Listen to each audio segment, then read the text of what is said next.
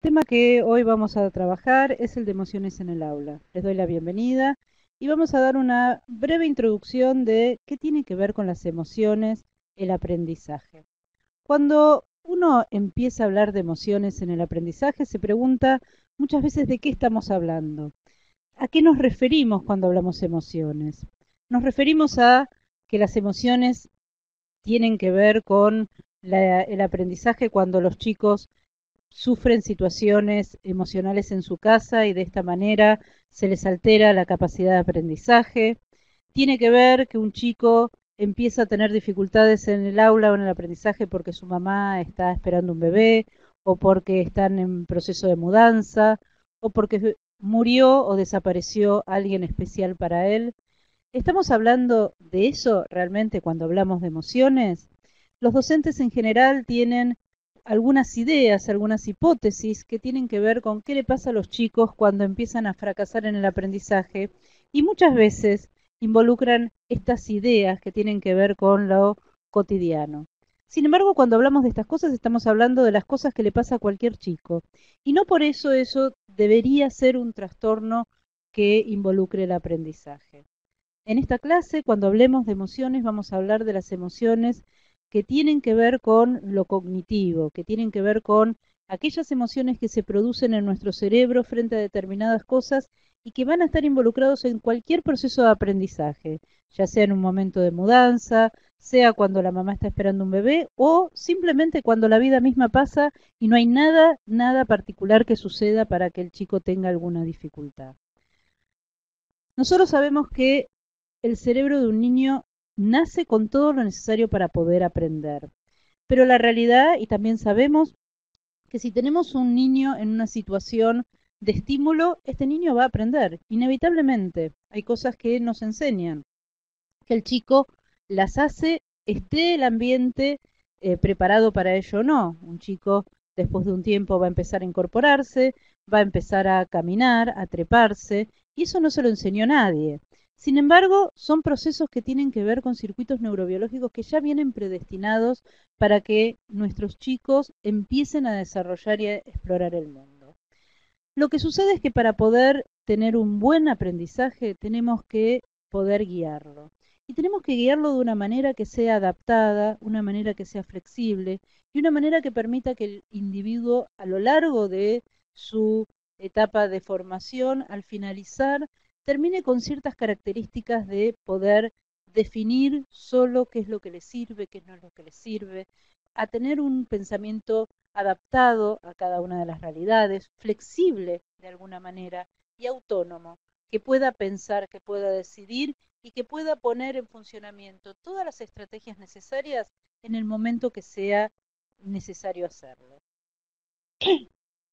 La realidad es que las emociones guían el aprendizaje de las personas como un timón guía la dirección de un barco. Esto es lo que decía Damasio, uno de nuestros más célebres neurocientíficos en relación a los procesos neurocognitivos.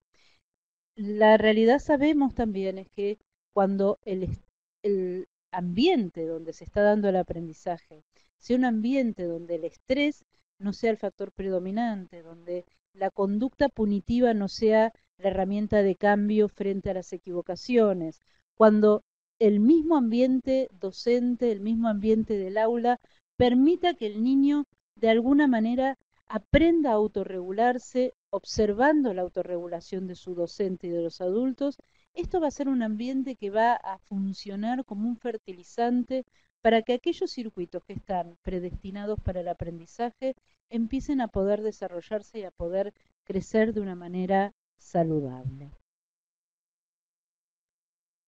¿De quiénes depende el clima emocional en el aula? ¿Ustedes qué creen? ¿Creen que en realidad depende de las capacidades del chico a nivel emocional, de cómo viene todas las mañanas al colegio? ¿Creen que solamente ese es un factor determinante? ¿O creen que tiene que ver con la diada maestro-alumno o con la predisposición que tenga este maestro para poder desarrollar un circuito de enseñanza y aprendizaje saludable? ¿O tendrá que ver con los compañeros, con cómo los compañeros se conducen dentro de un ambiente escolar y cómo ayudan a que sus compañeros aprendan. ¿Con qué cada uno de estos elementos tendrá que ver?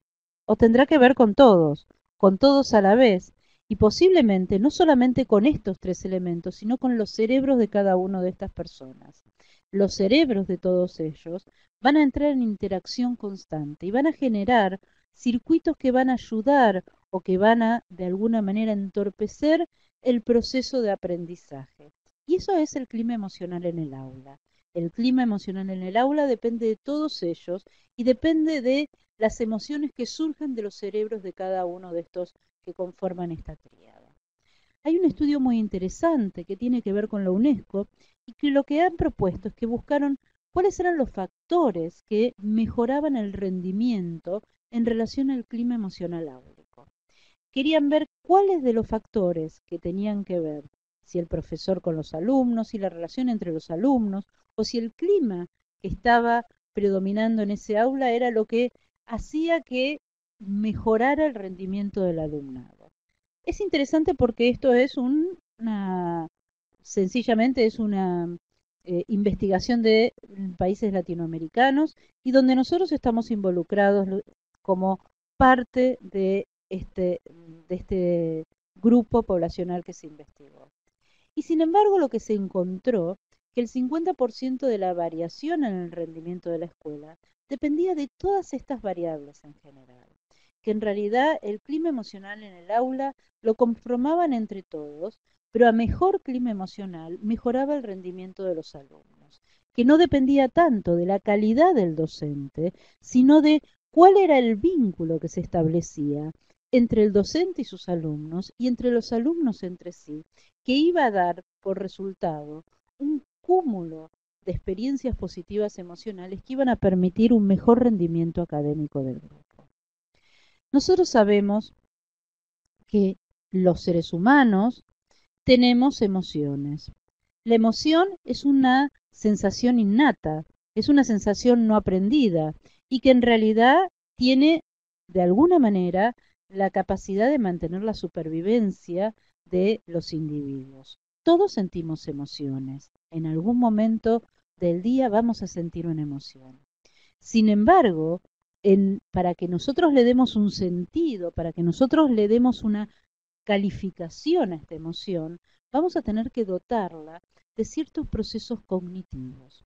Una emoción, cuando está acompañada de un pensamiento, cuando nuestro cerebro, nuestra conciencia dice esta emoción es positiva o es negativa, se transforma en sentimiento. Nosotros sentimos una sensación de alerta posiblemente y nuestra cabeza, nuestras cogniciones lo van a traducir en tenemos miedo. Uno siente una sensación de taquicardia y nuestro cerebro, según el contexto, vamos a decir, estás emocionada, estás impaciente porque llegue aquella persona que estás esperando. O sea que el sentimiento no es otra cosa que la emoción dotada de cognición, dotada de un pensamiento que le da sentido y que explica cuál es la función de este en nuestra psiquismo. Ahora, hay emociones, por ejemplo el miedo, que es algo que es tanto nuestro como de otras especies. Los animales sienten miedo. Cuando un perro ve a un gato, puede sentir miedo o viceversa. Sin embargo, hay emociones sociales o sentimientos que son solamente de la raza humana. La vergüenza, el orgullo, la sensación de enamoramiento.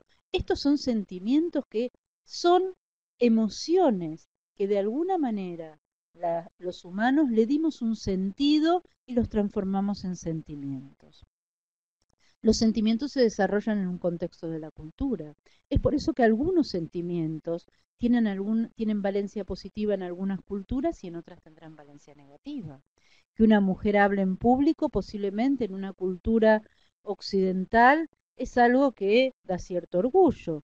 Y tal vez en una cultura tribal o oriental, que una mujer hable delante de otros, es algo que está penalizado, que es punitivo y que en realidad no generaría un orgullo en esta familia. Entonces, los sentimientos en general, estamos hablando de emociones puestas en un contexto cultural. Ahora, ¿de dónde vienen las emociones? Nos preguntamos. ¿Y por qué para nosotros es tan importante el tema de las emociones? Las emociones vienen del cerebro, vienen de diferentes áreas de nuestro cerebro, donde en realidad tenemos un control y un tamizaje de lo que sentimos para darle algún tipo de sentido.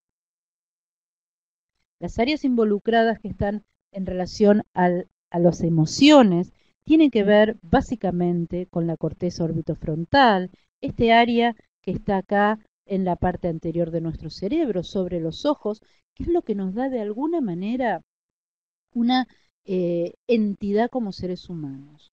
Nosotros tenemos un área frontal, tenemos una frente más ancha que otras especies, y lo que tenemos alojado en ese lugar es claramente la capacidad de inhibir una conducta, la capacidad de poder pensar y planificar un acto, la capacidad que nos hace de alguna manera humanos. La amígdala es el área básicamente del afecto. La amígdala es la que se enciende cuando nos enamoramos, la amígdala es la que de alguna manera también se va a poner en funcionamiento frente a alguna situación de temor o de angustia. La corteza del hipocampo o parahipocampal y la corteza cingulada están involucradas en la génesis o en la conformación de lo que es una emoción y un sentimiento, porque cuando entra a nivel del área frontal, vamos a darle un sentido, vamos a darle una idea y vamos a transformar la emoción en sentimiento. Vamos a ver un ejemplo. Juan es un niño que tiene dificultades en matemática y durante los últimos evaluaciones siempre ha fallado en este tema. La maestra lo retó varias veces porque no preguntaba si no entendía. Y los papás también los castigaron por sus notas. Juan comenzó a relacionar los ejercicios de matemática con una sensación de fracaso y miedo. O sea, este miedo que empezó a tener Juan, en realidad se tradujo en una sensación de fracaso, de temor a tener castigos, de temor a ser castigado por el contexto y por sus padres. Ahora, ¿esto dónde se procesa? Bueno, básicamente la información que viene del contexto se transforma en conocimiento en un área muy particular del cerebro. Con este área que yo estoy marcando acá, que es de un color morado, nosotros percibimos el conocimiento, escuchamos el conocimiento y luego lo vamos a llevar a la corteza prefrontal que está acá en un color azul verdoso, donde nosotros vamos a organizar estos conceptos, vamos a orientar nuestras acciones y finalmente dentro de nuestro cerebro, en la parte interna que une nuestros dos hemisferios, se va a integrar la emocionalidad a lo que genera este aprendizaje. Todas estas áreas se van a poner en funcionamiento cuando nosotros estemos aprendiendo algo. Si yo aprendo algo de una manera escalonada y de una manera sencilla para mí, posiblemente al final del día voy a tener una experiencia emocional positiva. Ahora, si yo aprendo algo en lo cual sistemáticamente la paso mal, me siento mal, el aprendizaje va a tener una connotación afectiva negativa que va a inscribirse de esta manera en nuestros circuitos cerebrales y va a llevar una sensación de miedo o de hostilidad que no beneficia en absoluto en el proceso del aprendizaje. Estas tres áreas se disparan en forma conjunta. Cuando yo leo un texto, por ejemplo, reconozco las letras, pero también identifico el tono emocional de ese texto. Focalizo mi atención y como me da placer, me siento motivado a seguir leyendo. Esto sería, por ejemplo, un circuito de un sentimiento positivo. Yo entiendo lo que dicen esas letras, le doy una tonalidad afectiva que me da mucho placer, que me hace sentir bien, que me genera un nivel de sensorialidad positiva y entonces yo me siento motivado y entonces conscientemente decido seguir leyendo. Esto es lo que pasa con un ejercicio de matemática, esto es lo que pasa con el análisis sintáctico. Si yo lo entiendo, si yo lo comprendo, si en eso me va bien, me voy a sentir motivado a seguir experimentando en ese área y por lo tanto voy a generar un aprendizaje con cierta impronta positiva. De alguna manera, fíjense que empezamos a hablar de emociones en el aula y terminamos hablando del cerebro, porque en realidad nosotros sabemos que las emociones que vienen de alguna manera pegadas al aprendizaje surgen del cerebro y las necesitamos de tal modo para poder aprender cada vez con más éxito en el aula. Entonces, hablábamos de que hay circuitos que reconocen lo que aprendemos y que son los que hacen como una especie de backup de toda la información. Hablamos de que no hay un área cerebral, que es este azul, que es donde se alojan las funciones ejecutivas que tienen que ver cómo aprendemos, cómo nuestros niños aprenden, donde un niño aprende a planificar pasos, secuencias, a ordenar, a poder jerarquizar la información. Y luego aparece el circuito de para qué, por qué, y en donde ahí aparece fuertemente la dimensión afectiva. Aprendo para que mi papá me felicite, aprendo para que mi mamá se gratifique conmigo, aprendo porque a mí me da placer aprender y porque lo que estoy aprendiendo me hace sentir mejor. Si lo que yo estoy aprendiendo me hace sentir mal, seguramente voy a tener una conducta de evitación. Si lo que yo estoy haciendo de alguna manera todo el tiempo el contexto me dice que está mal, de a poco voy a ir destinando menos energía a eso y cada vez me voy a distanciar más del aprendizaje. Y esto es algo que uno ve todos los días en el aula. Aquellos chicos que de alguna manera dicen, yo soy malo para matemáticas, yo soy malo para geografía. ¿De dónde sale ser malo para eso? Sale de una experiencia aprendida negativa donde sistemáticamente mi afecto fue de frustración y donde nadie pudo permitirme darme cuenta de aquellas pequeñas cosas que yo hacía exitosamente para poder seguir avanzando en el circuito del desafío del aprendizaje. Vamos a un ejemplo. Aparece una prueba. Cuando aparece la prueba, un niño lo que siente es una emoción determinada. Y esta emoción determinada se transforma en un sentimiento. Bueno, de alguna manera, esto es lo que sucede en lo que es el circuito de una evaluación. Entonces, si lo que yo veo me va a parecer que es fácil, de alguna manera me va a generar una emoción positiva y me va a generar un sentimiento de confianza para poder avanzar. Si lo que yo veo acá me parece tremendamente imposible de resolver, me va a generar una emoción negativa y lo que yo voy a traducir es un sentimiento de miedo y de rechazo finalmente. Hay muchos estudios que dicen que hay emociones que abren las posibilidades de aprendizaje y que otras las cierran. El miedo claramente es una emoción que inhibe. Es una emoción que lleva a la distracción, que lleva al vacío de atención. Es una emoción que en realidad produce un nivel de atención inmediata por el temor que genera, pero después de esto es muy breve y aparece la sensación de vacío. Esta cosa que dicen los chicos muchas veces, me quedé en blanco, lo tenía pero no lo sé. Y el sentirse amenazado lo que hace es que un chico despierta una sensación de inhibición y de inseguridad. Una sensación que en realidad lo único que lleva es al fracaso escolar. La neurociencia descubrió que esa educación tradicional que durante muchos años usó, donde había que memorizar, donde había que pasar adelante, donde había que quedar al descubierto de lo que uno sabía y no sabía, en general no permitía hacer un razonamiento, un aprendizaje razonado, un aprendizaje que generaba un pensamiento, un conocimiento de orden superior. Lo único que hace la memorización es guardar conceptos en estantes cerrados donde rápidamente estos desaparecen del nivel de la conciencia. Si nosotros podemos razonar, trabajar de una manera confiada, equivocándonos sin que esto lleve a una respuesta punitiva del contexto, seguramente va a permitir que el aprendizaje se dé de una manera procesada, concienzuda y que lleve a un nivel de conocimiento superior del de donde estaban estos niños. El cerebro, de alguna manera, usa las emociones para dirigir la conducta. En general, todos los afectos negativos, como la vergüenza, la rabia, la pena, la desesperanza, de alguna manera invalidan la posibilidad de un aprendizaje adecuado. porque lo que hacen es invadir la cabeza de los niños y generando pensamientos que en realidad son pensamientos irrelevantes, son pensamientos parásitos, que no permiten que el niño focalice su atención en el proceso de aprendizaje, sino más bien en el efecto negativo que la exposición de este aprendizaje le va a dar.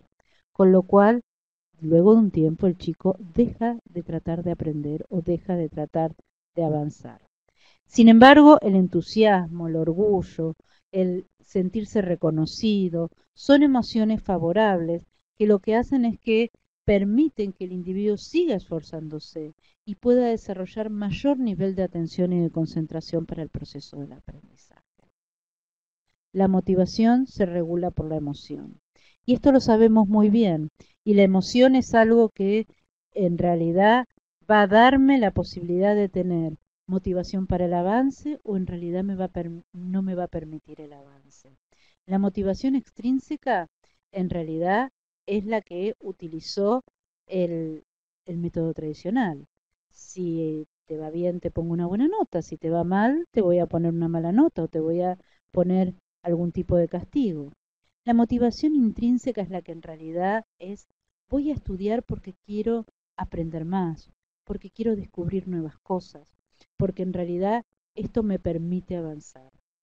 En síntesis, generar la sensación de efectividad y de competencia en un alumno se hace promoviendo determinados desafíos que tienen que ser escalonados. Tenemos que desarrollar determinadas conductas de autonomía donde el chico se anime a zambullirse en el conocimiento y a buscar en esas áreas de interés para que el aprendizaje le sea sintónico con sus intereses. Si les mostramos cosas muy alejadas de su realidad o de su interés, el chico en realidad pierde la capacidad de un aprendizaje autónomo. Y por último, tenemos que permitir que haya un ambiente cálido en el contexto escolar para que el chico pueda realmente sentirse cómodo para equivocarse, para avanzar, para aprender y de alguna manera para lograr tener esa capacidad de tener gusto por el aprendizaje. Bueno, les agradezco. Nos volveremos a encontrar en algunas clases en el futuro para seguir viendo de qué manera desde la docencia podemos estimular más y mejor a los alumnos para que este aprendizaje sea el motor de un futuro y una adultez mucho más